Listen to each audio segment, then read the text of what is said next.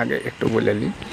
পদ্মা নদীর ভিতরে যারা বসবাস করে, পদ্মা নদীর ধারে যারা বসবাস করে, তাদের জীবনধারা সম্পর্কে আমি দু চারটে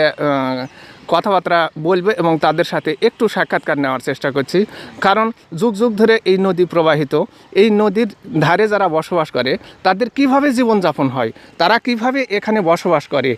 কি তাদের আয়ের উৎস, তাদের বাপ দাদা থেকে শুরু করে সবাই যেখানে অবস্থান করছে, তাদের আয়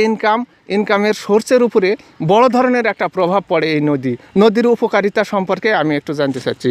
তো এই নদীতে যে আপনারা বসবাস করছেন, এই নদী থেকে আপনারা কি উপকৃত? হ্যাঁ, আমরা মাছ মারি, চলি, কর্ম করি,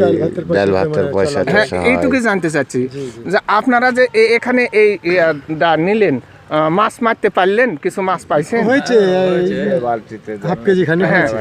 এখানে আমরা দেখতে পাচ্ছি